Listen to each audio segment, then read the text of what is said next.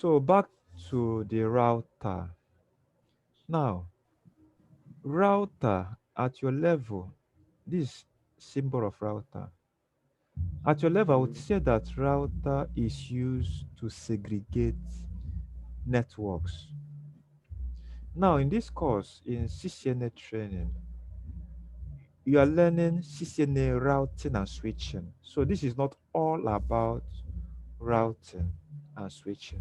So we're just taking it gently, introduction. With time, you get to understand more of things about router. But at your level, router is actually is a network device that is used to segregate networks. Now, how does this segregate networks? Just because of the way it functions. Now, um, you know that. Can you hear me? Can you hear? Can you hear me? It's breaking. Yeah, it's much It's more because now. of network though. Now, um, It's breaking. I think it's network. Okay, now let me remind you of what happens here.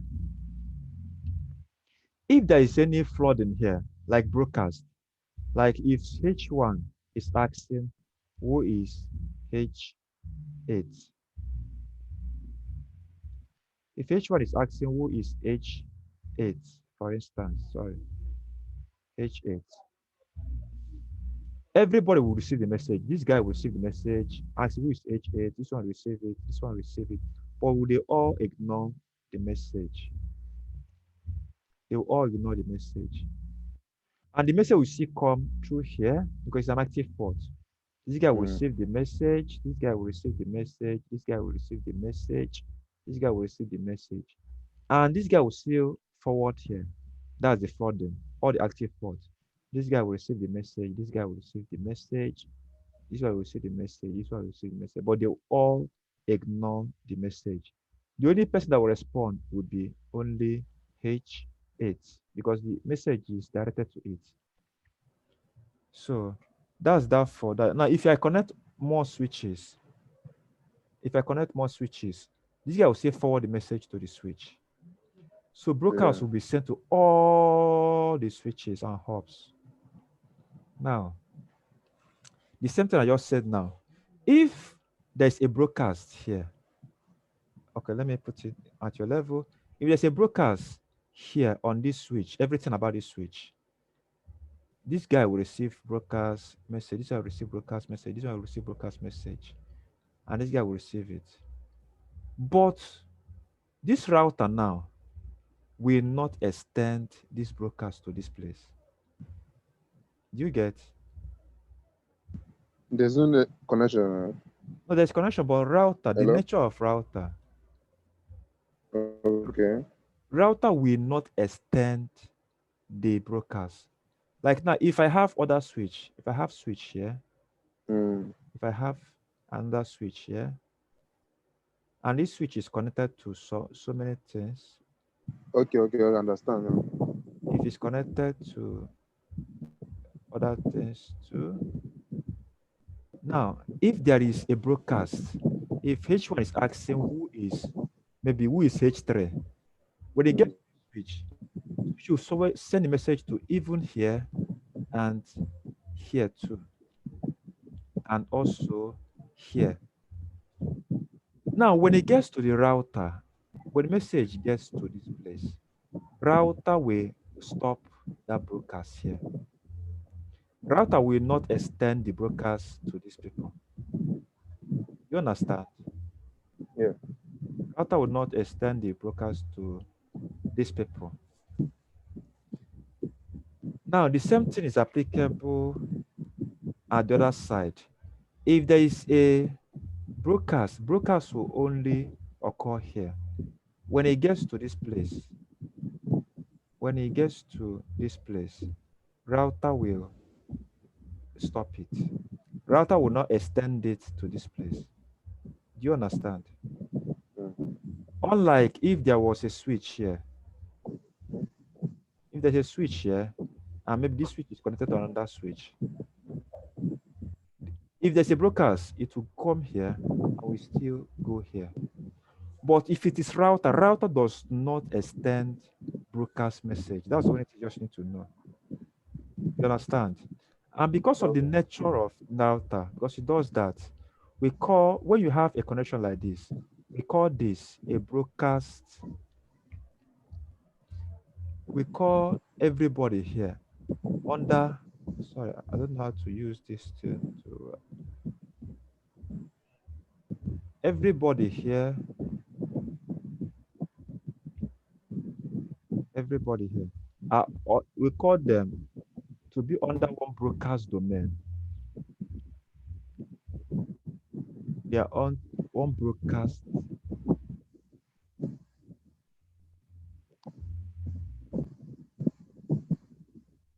they are on broadcast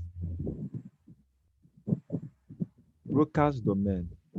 Why this one? They are on a different broadcast domain. You understand what I mean by broadcast domain, where broadcast can actually occur. So here, Yes. broadcast can only occur within this place.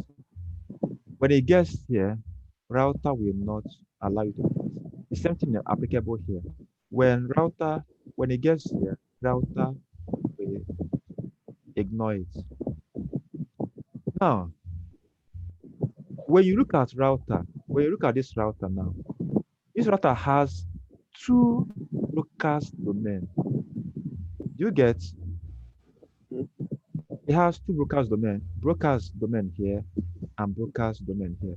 If I connected another switch, Switch on that it's going to brokers be domain. three broadcast domain.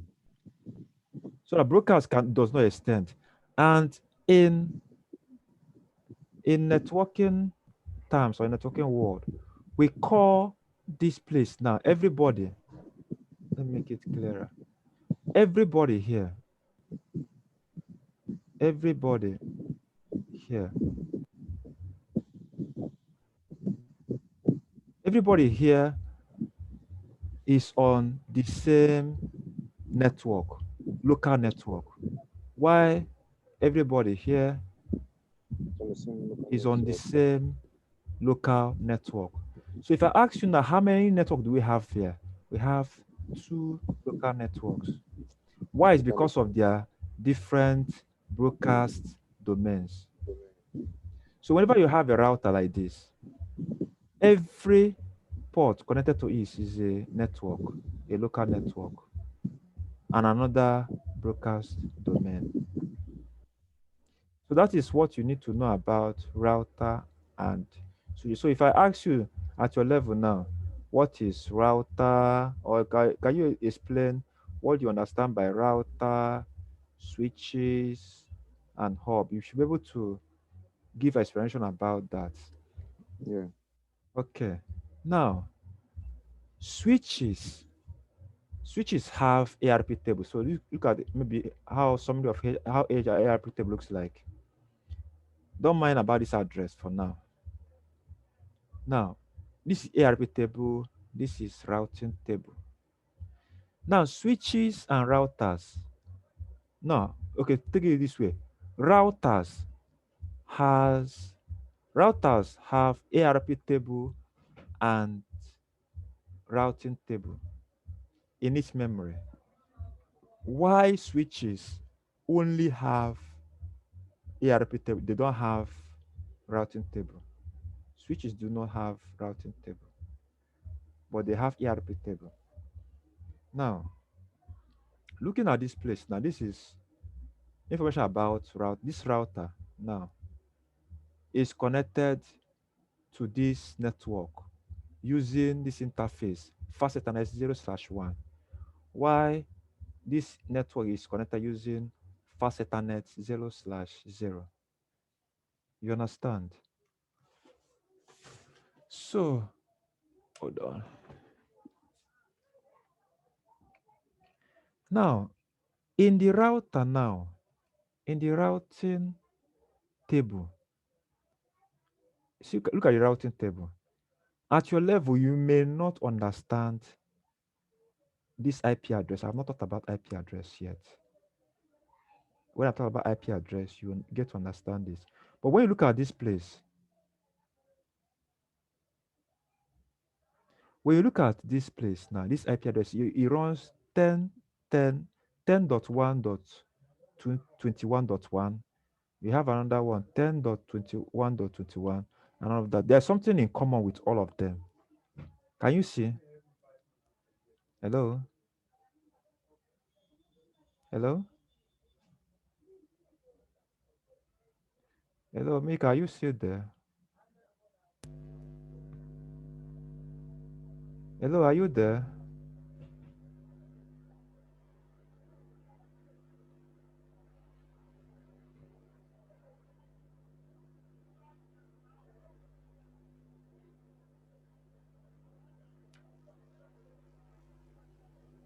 Hello, Yeah, are you there?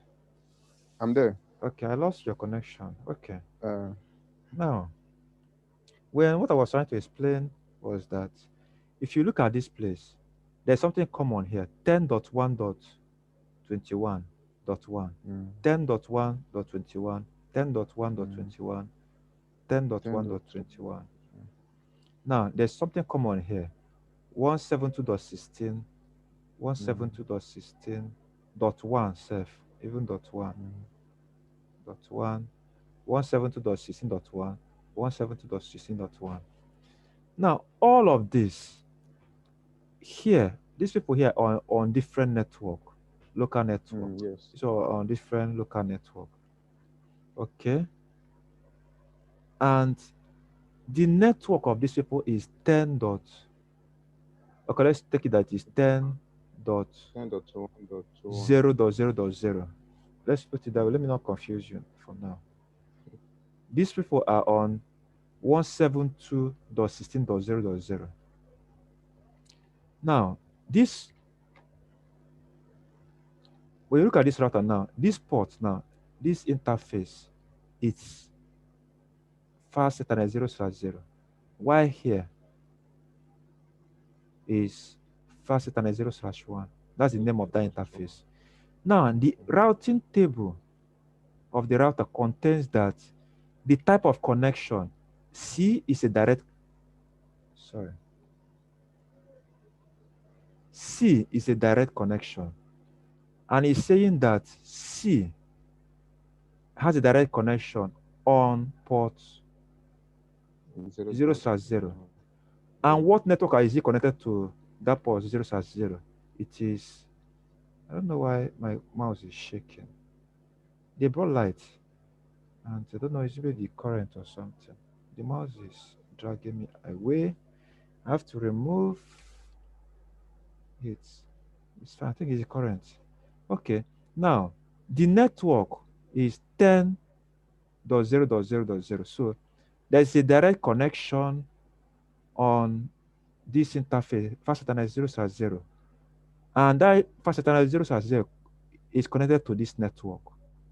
Now, it has Mm, another information too that there's a direct connection. That's type of connection C.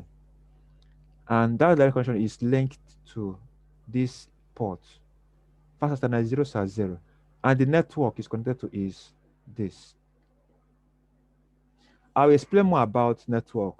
I've not explained IP address for you. You may not understand this. You may not understand this for now until I talk about IP addresses.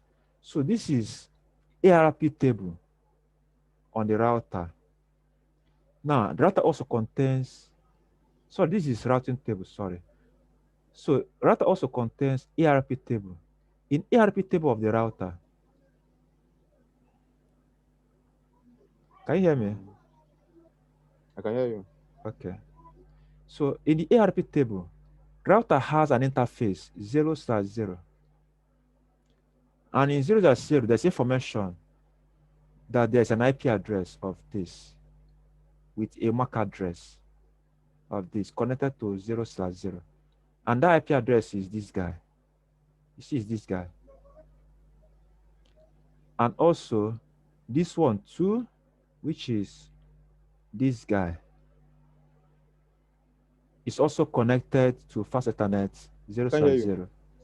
You understand? So everybody connected to this link, they are all defined till here. No, they are all connected to the same fast Ethernet 0/0. Then we now have another network from here. They are all connected to this fast Ethernet 0/0. And they have their respective MAC addresses. You understand? Like this particular one is this. This particular one is this table. So, I can't o- hear you. okay, come in. But you should be I'm hearing me mixing you. I now. can't hear. Can you hear I me can hear now? you now. Okay. Yes. So, that's that for routing table and ERP table. Even if you don't understand network address for now, you may not get it now until later on. But just know that router has Mm, ARP table and routing table. Then, and router okay. has broadcast domain. Like this router now that I have on the screen. If I ask how many broadcast domain does it have? Mm. How many? How many broadcast domain? You have two. Yes. Two. Why here? How many broadcast You have domain do we two. have here? It's only one. Can you see this One. one? One. It has only one broadcast domain. Yes. This one, Only one broadcast domain. this switch, only one broadcast domain. Domain. How about this one? How many broadcast domain do you think they have? You have three. No, it's still one. Because if there's a broadcast here, if this guy is asking of who is H5, L- the probability of broadcast happening is that broadcast come here and still Uh, come here. So it's still one broadcast domain. mm, Except okay. there is a router here. Except there Mm, is a router here. You now have another switch. Maybe another switch.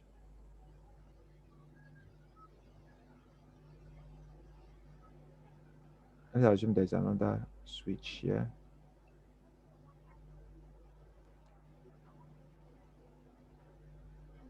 Now this guy is connected to every.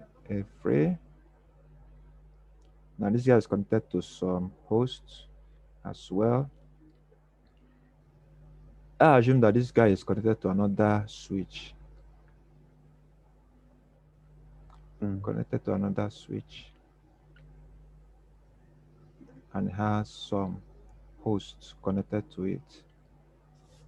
Now, when you look at this kind of network, the whole of from here to here round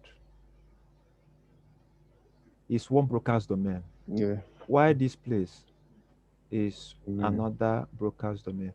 Why here oh, oh, is another broadcast domain? Like here till here. You understand? Now look at this mm, place. If there's any broadcast here, or if there's any broadcast here, it will extend here, and this guy will extend here. But when it gets to this place, when it when it gets to this place, router will ignore it at this point. mm, You understand? Now the same thing mm, is applicable here. If there's a broadcast here, it will come here, it will even extend here and come here. These people will still receive it and all of that. And it will still come here. But when it comes here, router will ignore it. The same thing here, router will ignore it here. Router will ignore it here. So we actually have three broadcast domain from what I have here on the screen. mm. And three, because of three broadcast domain, we also have it as a three local networks. Network. So it's important to know that no matter the number of switch that you have, it doesn't Mm, matter. It is still under one broadcast domain, except there local is a network. router. Uh, So that's yes, yes. just that. So you should understand what differences between routers, switches, and Switch. hubs. Oh, So that is that for now. So I've thought about um, see where we started from. Basic networking components. We thought about this, thought about that, thought about this, thought about that. Then I said devices are hubs, switches, and routers. And I said media we have cables and wireless. I'll talk about wireless Mm. later on, but not today. And in cables, I talked about cables. We have fiber cables, we have a coaxial cable, and a twisted pair. About Fiber cables, we have two modes, single mode and multi mode. We talk about what? their differences. Then we entered into twisted pair. Twisted pair, we have shielded and unshielded. We talked So about the the differences and this and cabling scheme. We have two cabling scheme. We have T568A and T568B. this be Yeah. So that's that. I will come back to wireless later on, but okay. not today. So the next thing I will want to talk about is a frame. I've been saying frame, frame, frame, and I've been talking about frame for some time, but I've never explained it. There's light now, and my laptop doesn't go well with light. The mouse. My mouse is dragging my mouse. Okay, now frame, frame, frame, frame, frame. Um, frame. Can you hold on, please? Just hold on in a short form. Okay. Okay, now this is I'll be talking about frame. Now I've been saying frame, frame, and all that. I'll still give you more highlight about frame later on. Mm-hmm. Now, in olden time, when you want to, if you're sending a letter, I've forgotten how to write a letter now because of messaging now, text messaging and other Mm. messaging. I don't even know how letter writing is being done, but I can remember that letter writing you used to have address. If you have formal letter, you have your own address. You have address of Mm. the recipient. You have a Mm. subject. Have the body of the letter and the rest of. You have a format that we use to Mm. send letter, so that the recipient will not know where it's coming from and who is supposed to receive it and the contact of the letter. Mm. Even the postal services or agencies, they will be able to Mm. know where to send the message to because So, the address of the recipient will be written at the back of the envelope. So it's the same thing. It's just a way of communication using email. We have other ways of communication, like mm. as you are using Zoom, we have other ways like email, other ways, and other different ways, voice, and all of that. All these different ways or forms of communication have rules or the format Mm. on which we'll put them through. Now, the same thing is applicable to computer communication. When a computer or a host wants to send a message to another host, it encapsulates the message in a particular format. And that format is Mm. what we refer to as Ethernet frame. Second, I did Zoom. Now, Ethernet frame has a structure, and that structure is what I have just right here. This is the structure of uh, Ethernet frame. Now, the Ethernet frame has a preamble, a field called preamble, and another field called start frame delimiter. We have the rest and all of that. Now, the content of the information is actually stays here. This one is a frame check sequence. Now, preamble SFD is start start of frame delimiter. Then FCS is a frame check sequence. Now they all have their respective functions. Like preamble is almost more of synchronizing the frame. SFD is more of to tell that the next field is MAC address, destination MAC address. Then after it, you have source MAC address. Now, I told you before that MAC address is a unique address that used to come from from the manufacturers on the product, as in on the network device or network host. And MAC address is always how many bits. Can you still remember? Okay, we are back. It was I miss you. network. I'm not seeing your screen again. You can now. Can you see it now? Mm. You can see Yes, it I can now. see it now. Sorry, before it was network. Yeah. So I was saying that we have preamble that synchronizes the frame, the SFD, which is a start of frame delimiter, is always indicating that the next field is destination MAC address. So after destination MAC address, you have source MAC address. After that, you have length and type. Now, I was saying something about MAC address that, just to remind you, I say it's 48 bits. 48 bits.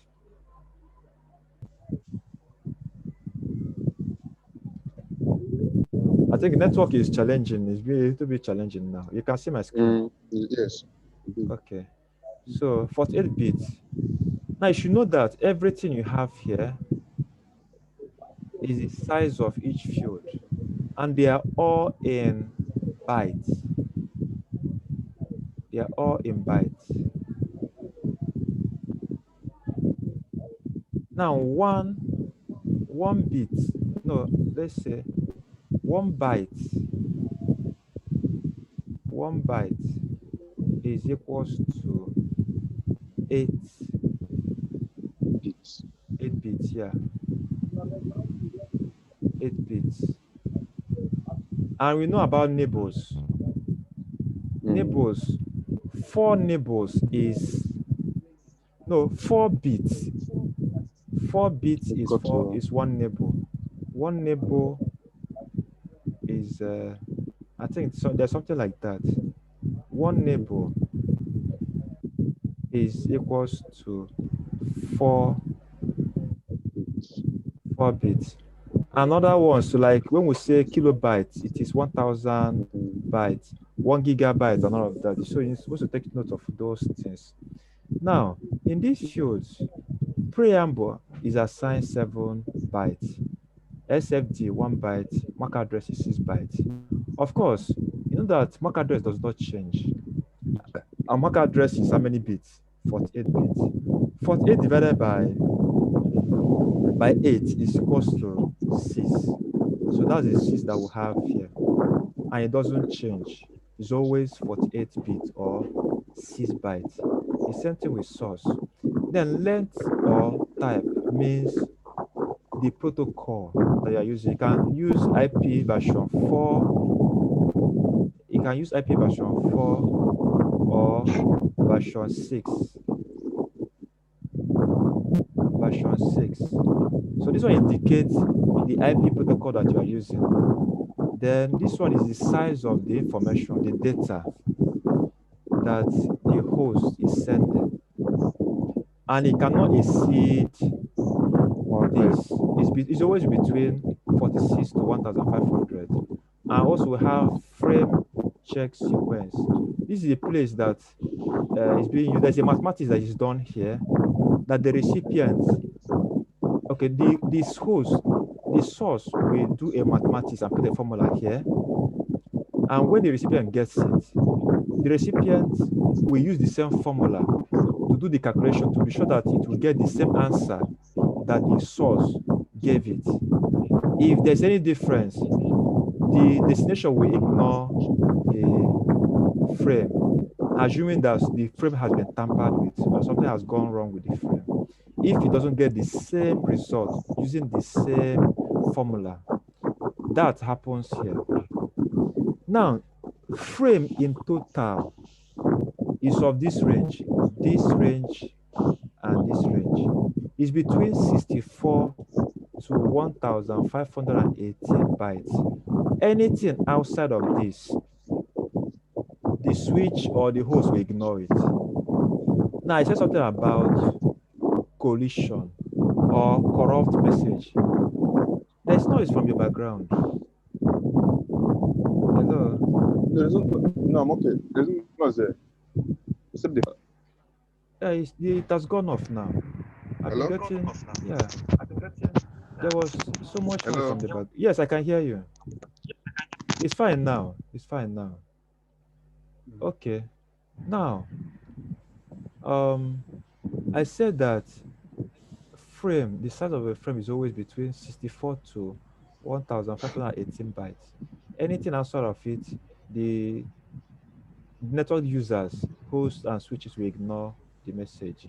Now, when the message is less than 64, it is called runs. It is called runs. Runs. Why, if it is greater than this, it is referred to as giants. Giant. So you should just take note of that. Now, there are some circumstances when you may have something greater than 1518. It's only within when we are dealing, although I'll talk about that when we are dealing with VLAN. When we are dealing with VLAN, VLAN, we talk about that. The only time you can have something bigger than this, you can have 1522 bytes. It's only when you have a switch here. For instance, we have another switch here. Of course, this switch will have hosts connected to it. This one too, we have hosts connected, sorry, hosts connected to it. Now, when someone on one VLAN is sending message to another VLAN, when it gets to the switch, when it gets to the switch from here, switch will now tag that frame with additional 4. All right, sir. We additional 4 bytes. So when you add 4 bytes to this, it becomes 22, 1522. So only when the switch now tag the particular VLAN ID that the information belongs to, when it gets to this place, this guy will now strip it off. So most time you only occur between switch to switch when you're dealing with VLAN. So outside that, frame does not exceed 1518. I'll talk about this more when as in this, in VLAN, when we come to VLAN. So that's that for frame. So you're meant to know the structure of frame. This is the basic structure Structure of of a frame. frame. Basic structure of frame. We have much, much, much more things more than this. Please, I'm coming. I know. Okay. Okay, we are back. Okay, I can see it now. Okay, that's that for what do you call it? Ethernet frame. So, and you are meant to know all of this offhand. You know their sizes in each field. Now, although everything is already specified. Now, I said that there is more to frame. Now, you saw that. Let me just see if I can do this in this way.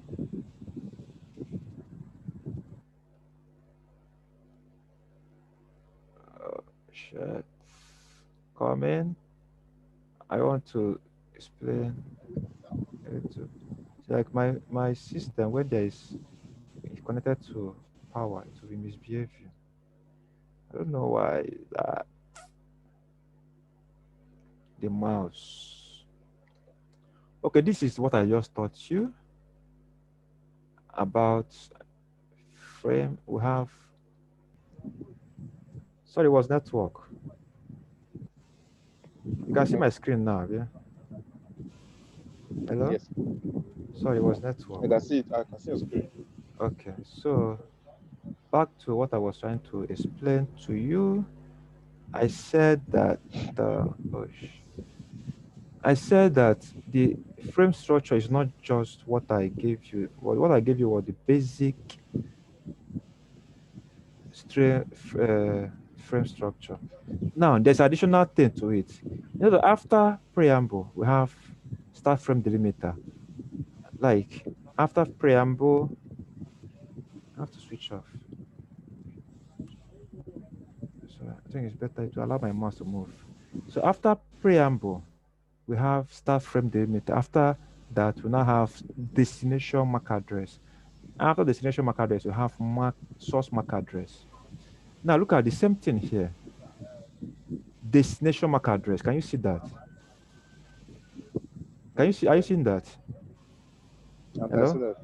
Yeah. But in I this can see case it. now, it is just destination MAC address proper registered on the field. Then after destination MAC address, there is source MAC address. Source Then after the address. source MAC address, the next thing you have is this length or type. Before you now have the data. Now look at where the data is here. So there is something in between there and there. Okay. Before we now have trailers, is always something that are the tail, which can be the uh, FCS. It can be this. So, but I just at your level, you will need to know that frame, the structure of frame comprises this preamble, start frame delimiter, destination MAC address, source MAC address, Mark then address. destination IP address, Length type. source IP address, destination port, source port, before you now have length type and data. That's the data here. But you just need to know about this because I will bring it up later on. This frame structure. So that is that for now. That's all about what I want to talk about in frame. To you, then more thing you need to know. No, I'm starting with teaching you some basic things, some terminologies we will be using so that when we continue, when I start using all those ones, you must have known what we meant. Now, one more thing you need to know is I don't think I have it here. You have to browse it. One more thing to know is about what we call topology, network topology. Topology. Yes, network topology is a kind of, in my own understanding, I would say is, sorry, I would say network topology is a description of network net architecture. I put it that way, network architecture, a description of network architecture. Now, in network topology, we have two classes of network topology. I want to touch this, not you.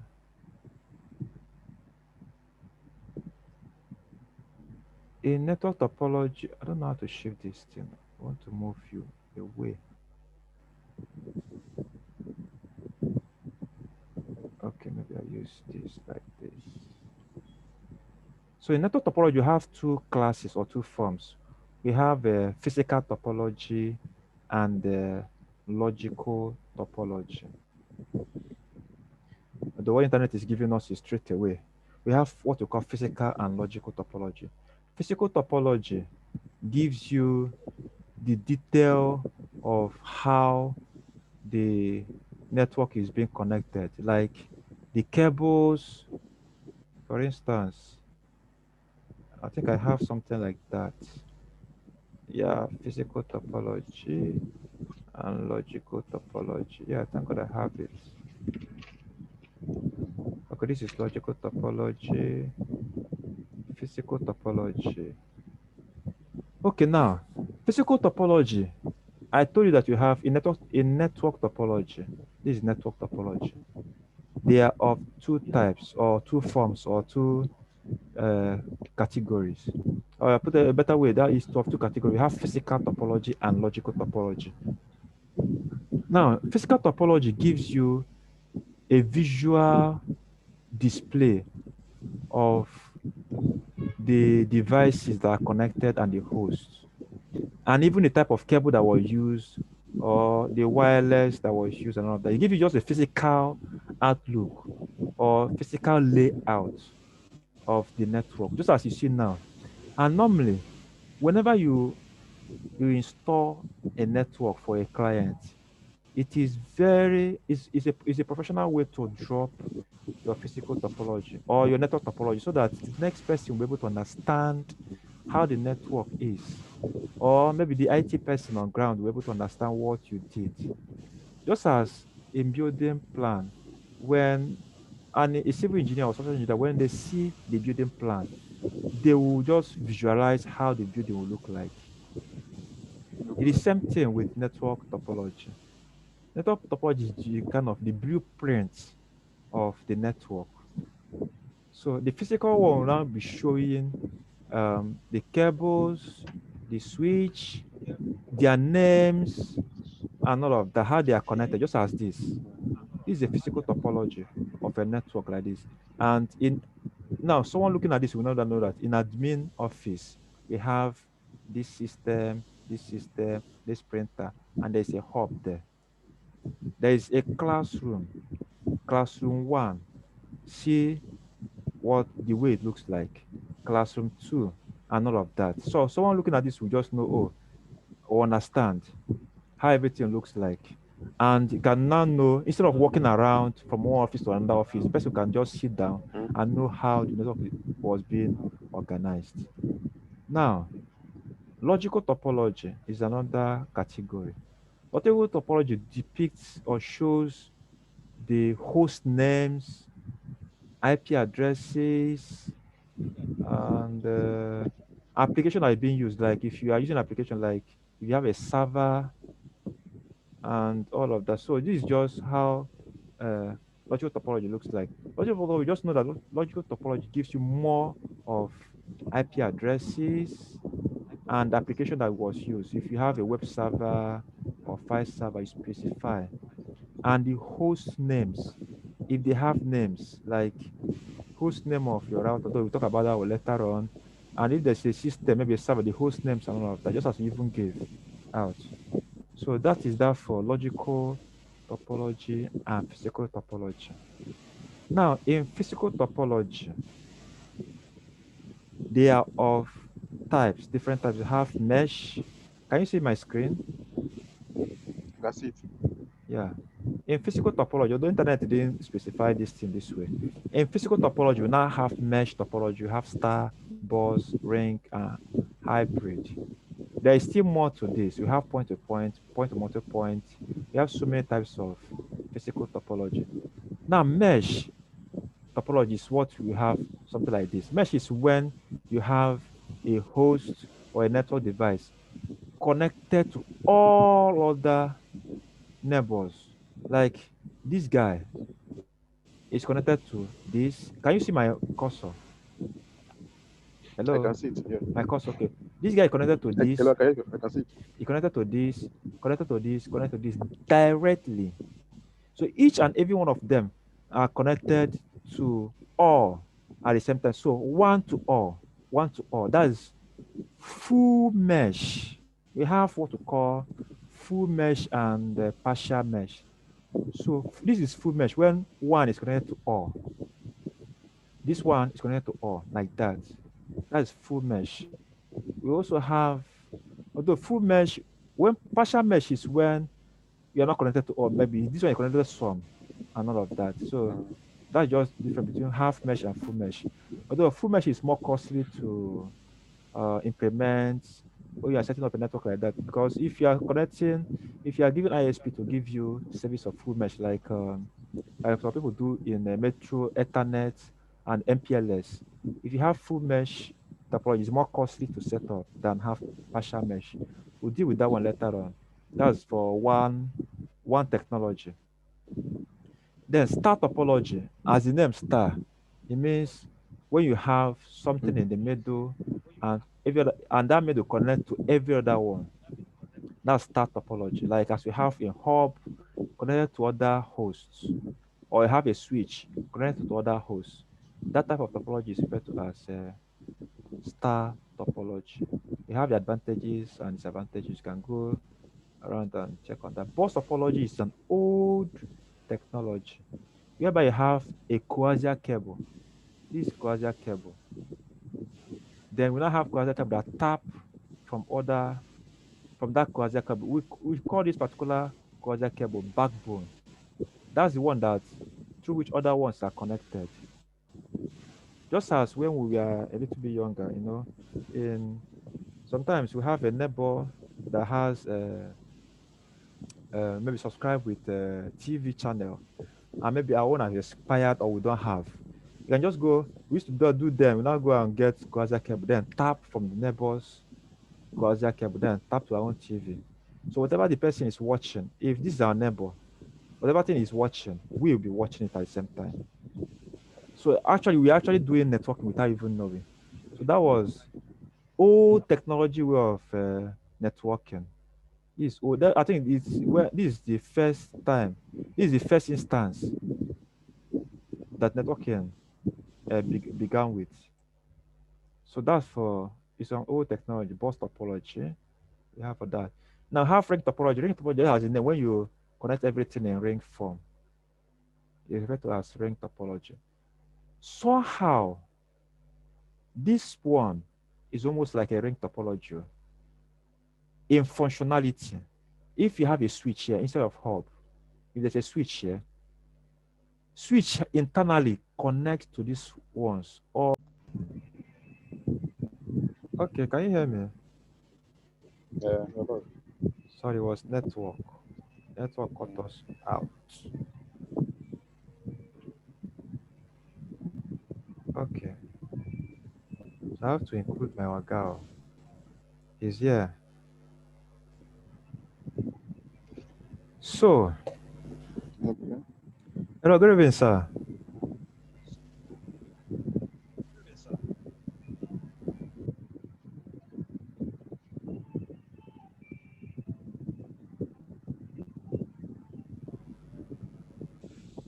I was saying that hybrid. Can you hear me? I can hear you. Okay. Okay. I said a hybrid is where you have a mixture of any type of network topology. Like here now, as you are looking at this place, it is ring. Why here is Ring. star. So we mix Okay. ring and star. It is hybrid. Just as the name hybrid is a mixture.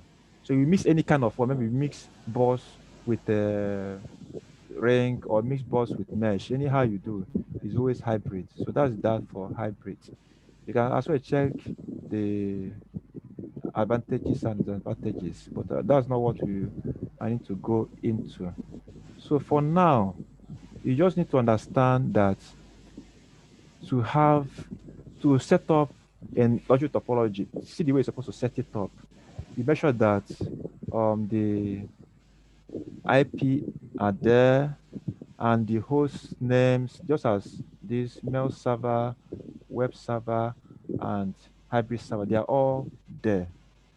And you put your IP addresses and specify the groups as well. Like this one is admin office, this is classroom, this is classroom one, classroom two, just as the way we had it in uh, physical topology. Like now, if you see physical topology, this is just a physical representation of it. And you are meant to always leave your network topology after installation, as I said.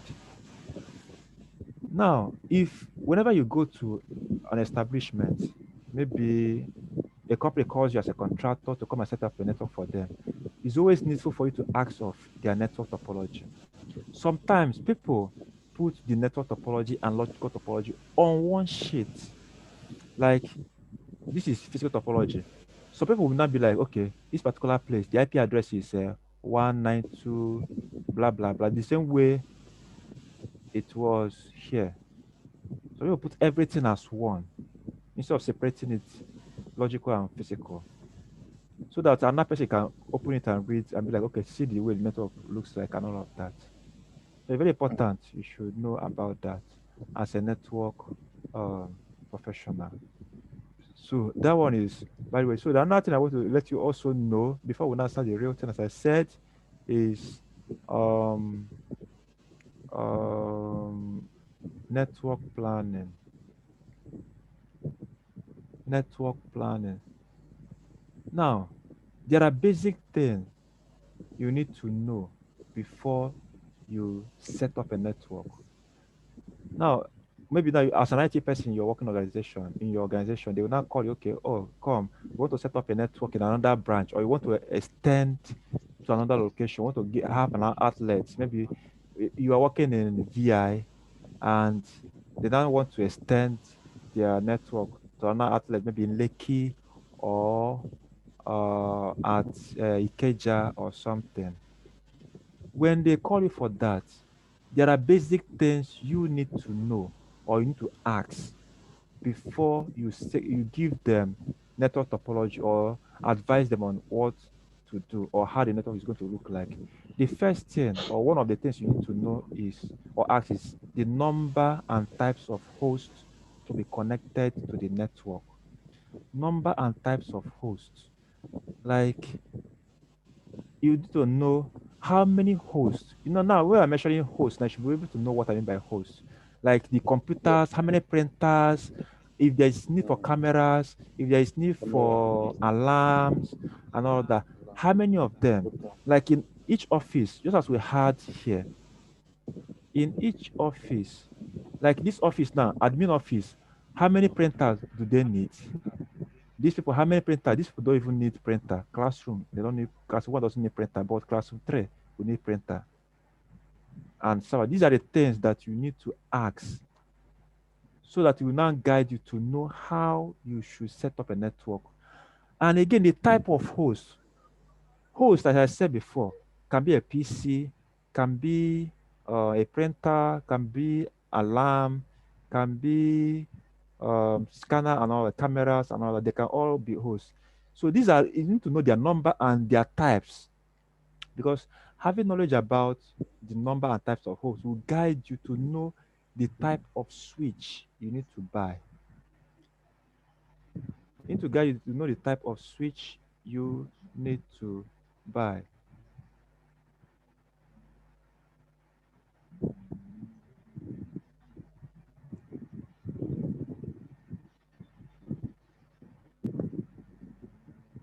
Hold on, please. Okay.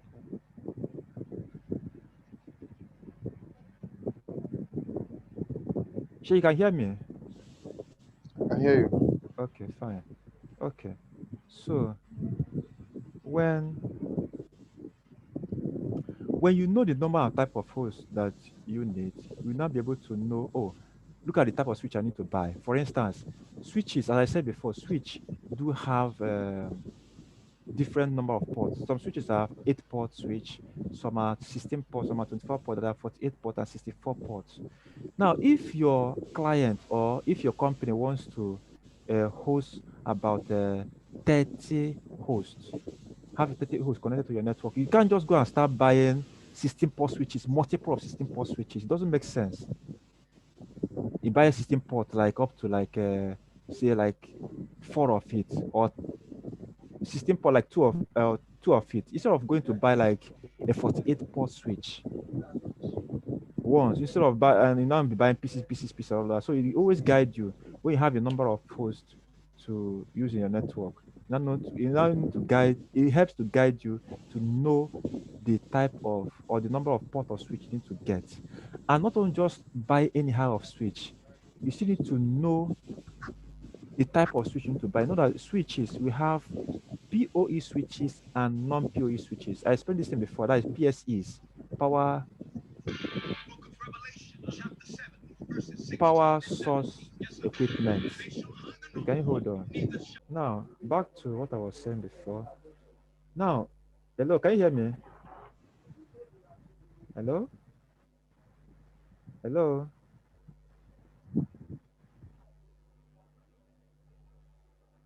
Hello, Amika?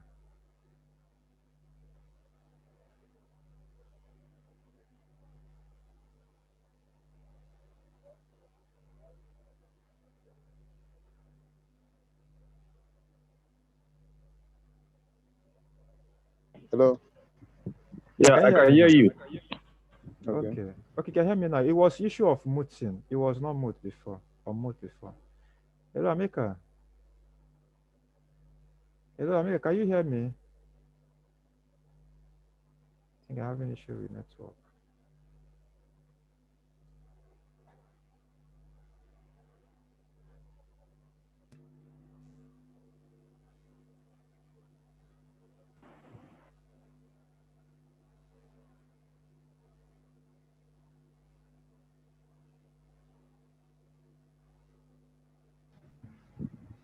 Hello? Okay, can you hear me now? Okay, can you hear me now?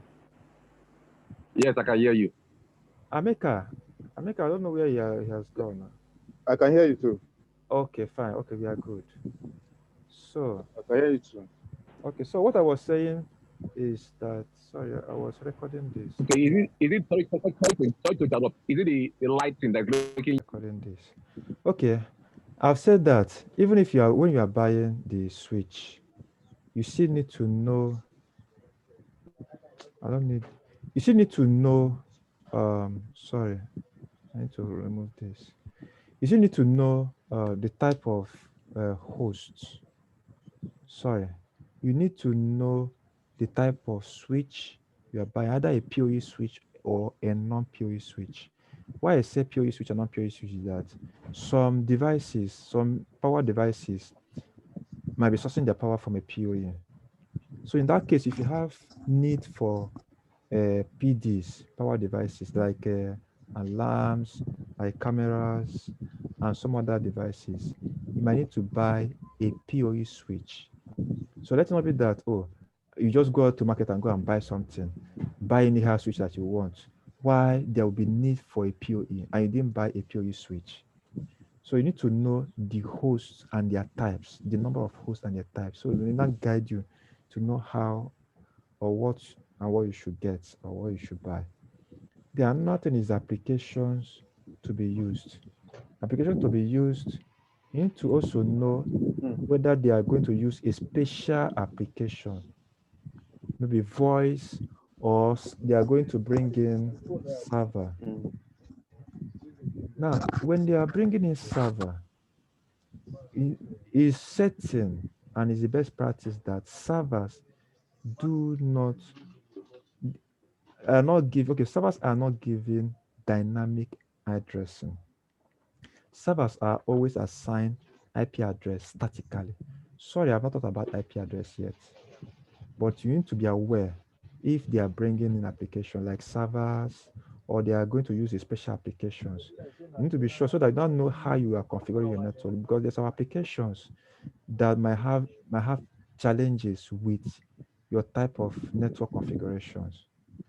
So it's very important that you know applications first before you now start finalizing everything about your network installation. Also, you need to know about sharing and internet connectivity. What and what are they going to share? Are they going to share printers? Are they going to share uh, some file? Are they going to have a file server where they will share things and all of that? So you need to know, ask all those questions. Because there's some printers that are not meant to be shared. Like there's some printers that are very costly, like uh, ink. Some tuners of some printers can be very, very costly, almost more costly than a full printer. So such printers, you don't just print from there anyhow you want. So such printers, you don't know whether they are going to be shared or not. So all those informations are things I need to ask before you finalize your installation. Also security. In fact, is the priority. If your network is not secure, forget it. It's nothing. If when I'm setting a network, the two things I consider are this. I consider two things personally when I'm setting up a network. One, security, and two, reliability and uptime. These are the basic things that I consider. I don't joke with these two things, and nobody should joke with it. It's very important. If you set up a network and it's not secured, and someone's hacking to your network and manipulate your data or destroy your data or steal a file or something, you are in the company is going to hold you responsible as an IT person because sometimes some investigation will be done and now be left on the table of IT person that it could be only IT person that can do so, so and so or have the administrative right to do so and so. So in that case, every no matter what happens, if something goes wrong and they cannot catch anybody, they will hold IT person responsible. So it's very important that you, as an IT person, you secure your network. As an IT person, someone can actually go to jail if you're not careful. If you don't set up your network or if your network is not well secured, something can go wrong and an IT person can actually be prosecuted innocently. Let me put it that way. You can be an innocent person, but you can be charged for a crime that you didn't commit. Because why? Because your network was not secured. It's very important. I don't want to talk about I won't give you hello. Hello? Yeah. I might not give Hello, I you can hear you. details. Yeah. I might not really give you details, but in order to stay safe, I want to chip in this thing. In order to stay safe, you make security policies like what and what the way your users supposed to be uh, making use of the network, how they should be bringing in flash drives, and you may let them know that they should be using flash drive inside your network. If they resist, you can secure your USB on all these systems. The other policies they can also make, the way they download things, the site they go to and site they shouldn't go to, and the way they should put some information about your network. I want to give you just experience. I've been into a bank one time and let me cut the story short. I was given a paper to go and give to um another user or another cashier or bank representative. And the information that was in that paper implement can can make the network vulnerable. One, they don't know who I was, and I saw some information that I can even use to hack into their network. Now, if someone an outsider does that, they might hold IT person responsible, and it was just a mistake of um, one of the employees inside the bank. Instead of sending the paper as email or even going to submit the paper him or herself to the next person and give it to a customer to go and submit. As a customer, you gave me a paper that concerns me. I opened it. I wanted to know what was inside of the paper because it was mine. It could be my death sentence or something. So I read that I saw some things that are very, very sensitive, which is not supposed to be. So when you are securing your network, you should need to educate your users so they shouldn't be making some mistakes that will put you into trouble. So that is by the way. Then the second one is reliability and uptime expectation. How reliable is your network? Like when one network is down, how do you resuscitate the network? How fast do you resuscitate the network? It's very important. The network being reliable. I don't have something that can give us good explanation of reliability of network, but maybe I could manage what we have there. I don't know whether this one will be fine.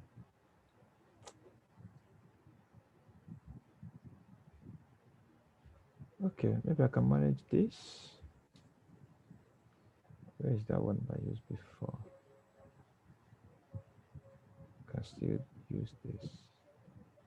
Okay, it is not the perfect thing I want to use, but I can just manage with it. Now, I want to explain what I meant by reliability and uptime expectation in a network. When you look at this network now, this person now can communicate with, let's assume this person. If you want to communicate, you can pass through here. then pass through here, then pass through here, then come here, then here. Now, if something goes wrong with this, maybe this cable now cut, we can use here, right?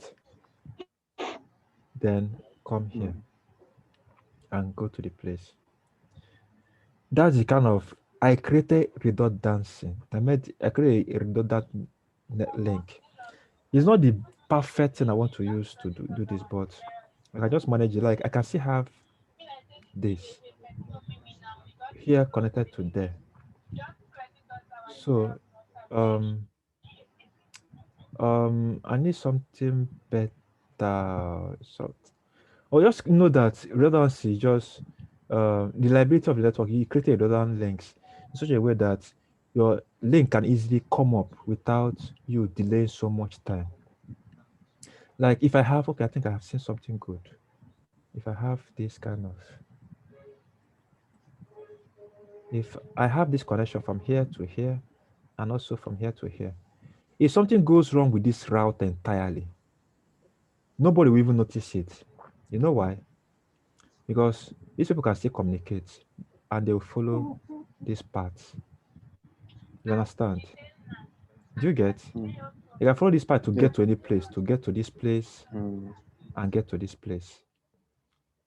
So I just created a redundant link by getting two routers and giving them different connections. So if one breaks down, it will follow the other link and everything will still be fine. Not just that one, also, sometimes you can have um, something like maybe admin office is in another building. Why this one, maybe this classroom is on another building, a bungalow. This one is another bungalow. This one is another bungalow. Um, Now, if something happens to this cable, if this cable get caught, classroom one will be cut out from the network, right? Hello. Yeah. But I can run two cables Yeah, I can hear from. you. I can actually run two cables from classroom one in such a way that if one cable cuts, the other cable will still be functioning. That's Mm. creating redundancy. So it's only you as an IT person will know that cable has cut. Nobody will question it. Oh, come and set up network. I can't browse. I can't have access to the printer. I can't do this one. I can't have access to the server. Nobody will even ask you anything. They will still be doing their normal business. It's only you as an IT person will know that something has gone wrong. And you not take your time to fix it. If it's something that maybe you bury the cable, you start excavating or get another cable, excavate and rebury and all of that without interrupting the network. It's very important making a Don't worry. network reliable. Mm. Sometimes you can also have a wireless. Maybe now I want to connect this this print switch is located in a different bungalow. Let's assume you're in another bungalow, and this place is another bungalow, and I'm connected from this bungalow down underground to this bungalow to connect to this switch. I can as well use wireless. I can put a radio here and put a radio here and connect wirelessly. Why this radio is connected to this switch. So if something goes wrong with this cable, I still have wireless Mm. connection. So my network is very, very reliable. You understand? Because I created redundant links. It's very important you do that. Let it not be that you set up a network that they'll be calling you every now and then. I can't do this one. I can't. It's not good. In fact, in any place that you see an IT person, they call IT person often.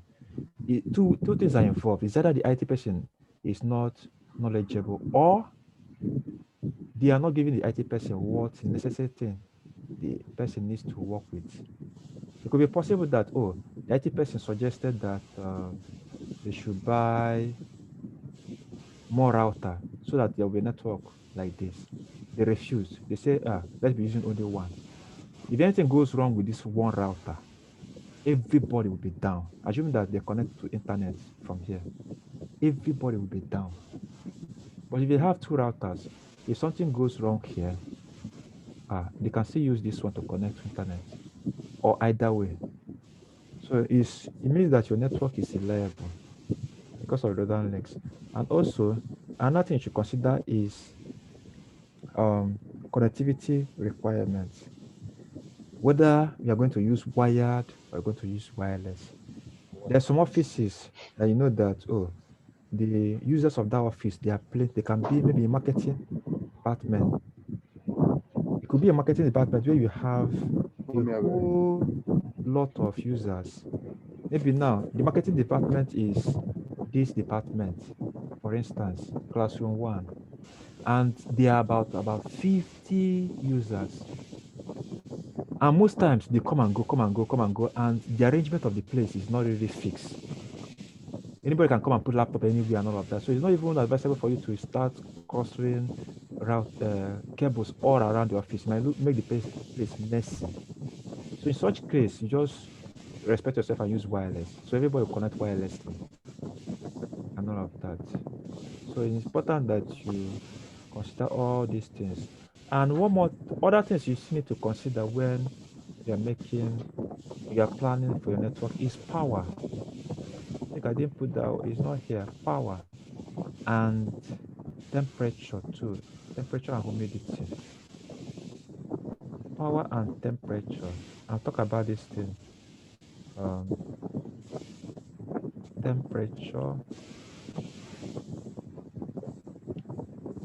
Okay, now let me talk about temperature first. Temperature and humidity. You need to consider temperature and humidity of your environment. Now, where you have your rack, like where you pack your switches, your routers, and all of that, you might rack it. It's always most of the times you always racked or put in a place. So when wherever it is, wherever your network devices are, it's supposed to be air conditioned. I mean, they're supposed to be air conditioned there because why? They zoom out heat. And if the environment is hot, they will tend to malfunction or even break down. So you can't expect a device to work at its the most efficient level when it is hot. So whatever your devices are, it's supposed to be air conditioned, or at least if there's no air condition there, that place is supposed to be well ventilated. So that's that for temperature and humidity. Temperature and humidity. Then power. When you are setting up a network, make sure that the power, I don't know how the way they call this, power, um, I better explain this to maybe you cannot coin your own term on it. In Nigeria, for instance, our voltage is between 220, 220 volts to 240. Hello. I can hear you. Yeah, this is what we are using in Nigeria. And our frequency is it 50 or 60? I didn't get that one, sir. I don't understand that one. 50, I think we are using 50x. It's 50. 50x. Why UK or I think UK they are using they are using 110 volts to 120 volts, 120 volts, and their frequency is 60. I think so. Now, this power we are dealing with is when you have connection between the live and the neutral. Do you get? When you take your multimeter and and connect to the live and take the other end and connect to the neutral, the voltage reading is supposed to be between this range. Anything outside this range is not safe for your devices because your devices, when they are coming to Nigeria or whatever region, they always send devices according to the regional power rating. So anything outside of this is not good for Yes. your electronics. Now, if you want to, maybe the power is always less than 220, you can get a stabilizer. and also UPS so that it will not be going off and on every time. And for you to be sure that everything is fine, you have to check it with your meter. And also check life to earth. Life to earth. Life to earth is almost the same range. And you also check neutral to earth. Neutral to earth. Are you still there? Yeah, Hello? Okay. Neutral to earth I'm still there. is supposed to be 0 volts. Neutral to earth is supposed to be 0 volts. When you connect, use your multimeter to connect to neutral and earth, it's supposed to give you zero. I think tolerance is to 3 volts. 3 volts. Anything outside 3 volts is not safe. So these are things that you need to consider before you make an installation of your network. Check this on internet. This is not just specify now. You get more about that. For people that are using this, and it's different for people that are using this. And also check your frequency to be sure that you're using 50 hertz. If anything, the tolerance for frequency I think is 0.1 or 0.0. In fact, frequency everywhere in the country is always 50. In Nigeria, it doesn't change. You always have 50. So, but the only time that you'll be conscious about frequency is if the person is using generator. So when you make an installation, after checking the normal national grid, you check the connection where the person put on gen to be sure that everything is fine because you could possibly go and buy network devices that cost millions of naira and you install. When you finish installing as a contractor, you now leave and they will not call you next day telling you that some things are not working well. You now come and discover that so many things have been destroyed because of power. Nobody will give you money to go and buy another one. They will tell you that you bought something that is not genuine and you have to use your money to go and buy all those things back and fix. So settle this issue of power. When you have issues like maybe if this is not what you can tolerate, if this is not what you can tolerate, you tell them before you make an installation as a contractor. Except they say you should go ahead and they can take the risk. They sign a MOU, memorandum of understanding, that they are the one that said you should go ahead. In case if there's something goes wrong, that nobody should hold you responsible. And also, when you're making installation towards the power end, always try to use power surge adapter. Power surge adapter is adapter that you put on your socket before you start connecting every other thing. What it does is that whenever there is any power spike, it will destroy that power surge adapter instead of harming your um, equipment. And that one is still outside thunder arrestor. You still need to put in thunder arrestor on your house because thunder arrestor, the voltage can still pass through power surge adapter and still enter your equipment. So in as much as you are putting power thunder arrestor on top of your roof, you still need to include power surge adapters.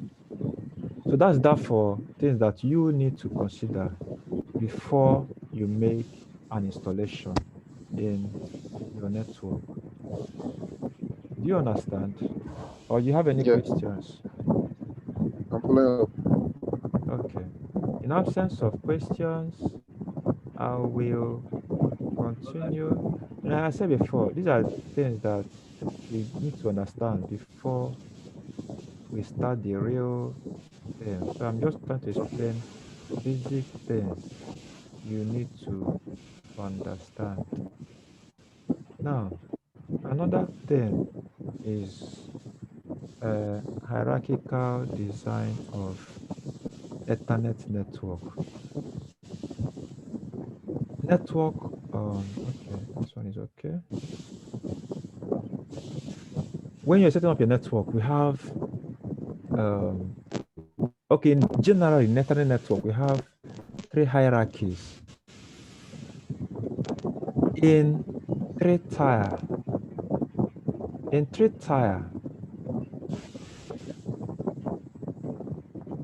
in three tier, we have two layers. We have access layer, we have distribution layer, we have core layer. Access layer is more of layer that is very close to the users. And it's in the access layer, you can see switches and users are very close. You see people with their systems, laptops, phones, and all of that. So that particular level or that layer is what we refer to as access layer. It doesn't mean that access layer does not have router. If I include router here, it might start confusing you. But just know that access layer is characterized with more of switches and users. While distribution layer is characterized with routers, you can still have switches too. But one thing with the distribution layer is that it links access layers together. Like this access layer, it will link this access layer to another access layer through this router, or even to another access layer too. So just know that distribution layer links access layer and is characterized with routers, high-speed routers. Then core layer.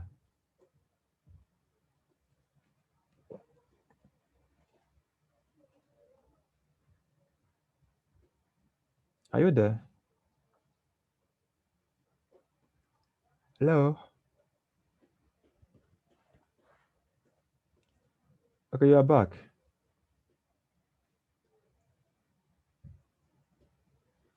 Hello? Hello? Are you back? Hello, I'm back. Okay. Okay, you are back. Okay. So just know that a distribution layer links the access layers together. Then core layer is characterized with high speed switches. High speed switches. This is where you link traffic most times, maybe going to internet or having your server and all that. Maybe a server that a lot of users uh, have access to. So in your core layer where you have your multi-layer switch or high-speed switches, this is where you now switch all the traffic coming from the distribution layer, going to your maybe core layer, maybe to your server, or even possibly to internet or to another one. So this is just a three-tier design of Ethernet campus.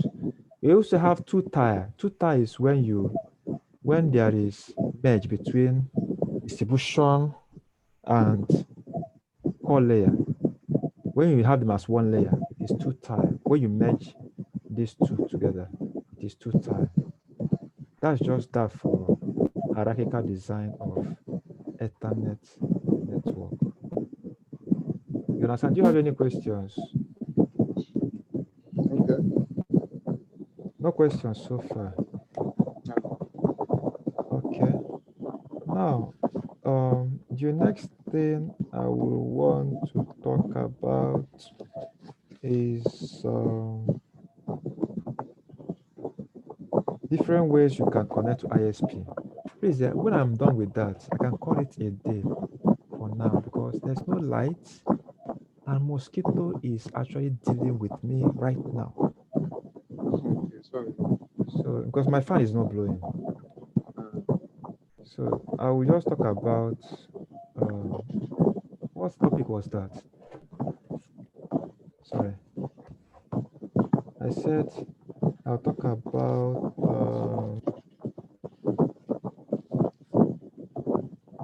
okay, different ways we can connect to ISP.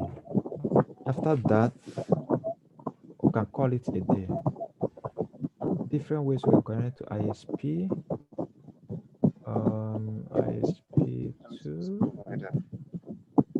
No, whether these days. Okay. ISP, ISP, ISP, ISP.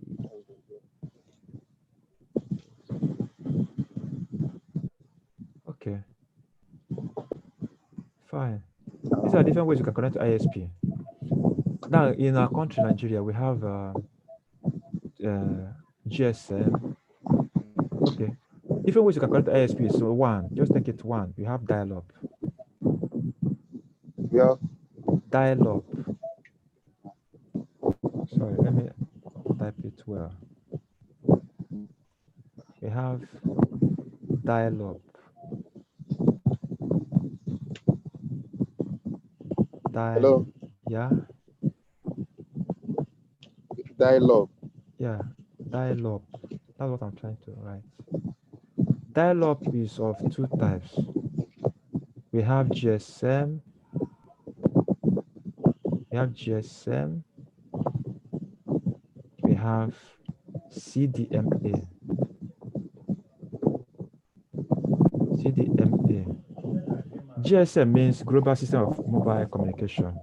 Just know that dial-up is any way, anyhow you connect to ISP, as in to internet and all of that, when you are using a SIM card. You know that you are browsing with your phone, maybe you're operating with GSM, as you're operating with maybe your ISP is MTN or Glo or something. Like in Nigeria, we have MTN, we have Hello. Glo, Nine Mobile, and all of that. Now in Nigeria, we have five GSMs. I don't want to go to history of about our GSM. Our GSM actually, um, we had our frequency, so we now created five bandwidth for it. We now sold four. We left one. We sold to MTN, Glo, Nine Mobile, and Airtel. We now kept one as Entel. So these are the ones we have in Nigeria. Now CDMA. Now just know that GSM are more of voice. They are more of voice. Although they still combine voice and data, because you can actually subscribe to internet using voice, using GSM. But these are more of data. CDMA, they use SIM card as well, but they are more of data. CDMA in Nigeria, we have Spetanet, Vodacom, and the rest. Because when you buy your modem, if you buy the modem, you check inside of it, you see that there is a SIM card inside of it. So that's that for, they're all dial-up.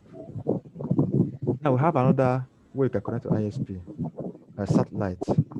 That's old. If you can still remember old times when we used to go to cyber cafe and all of that. Then cyber cafe, they used to have satellites, maybe satellite dish pointing to satellite in space, then getting service from other satellites, maybe satellite in US, satellite in Belgium, satellite in whatever. So your ISP can be in another country or somewhere else, but the service, the way you are connecting to them is through satellite. So such system of or means of connecting to ISP is satellite. So I've thought about dial-up satellite, and the next one when you talk about is what we have here. We have a cable TV system. Are you still there? Hello? And then, You are there? Okay. We have hello, cable. can I hear you? Okay, you have cable TV system. We also have we have another one is DSL. DSL is a digital subscriber line. So we have um, I need to underline it. It's not even specified here. So we have DSL and cable TV system. Cable TV system is just the same way we have here, as you can see on the screen, but the users connect to internet. This is internet. ISP used to have something like a box, a distribution box kind of, that connect all the users through a coaxial cable. So this is one of the users. This is a user, maybe someone's home. This is another person's home. This particular one is like a splitter. He gets the cable and splits it into two. It can even run as one to a user. The same thing is applicable to DSL. DSL is a digital subscriber line. It has the same principle. It has a distribution box called uh, DSLAM, digital subscriber line uh, access multiplexer. That's the meaning.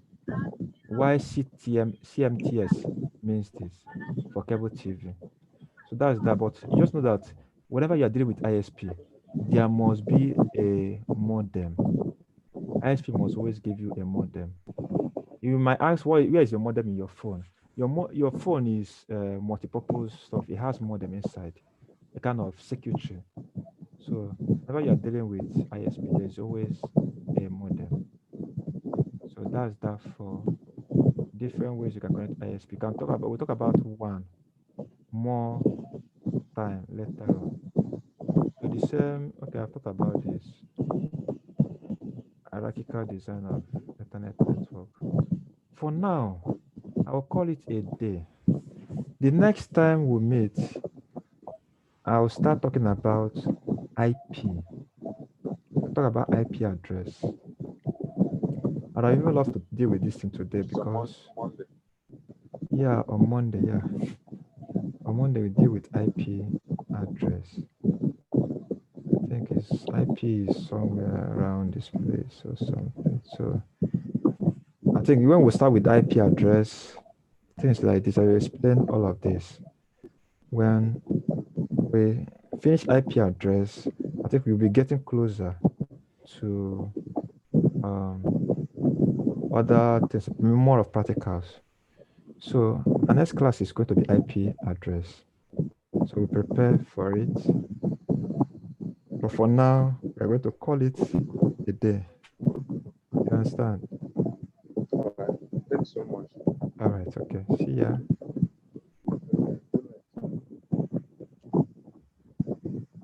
How do I move?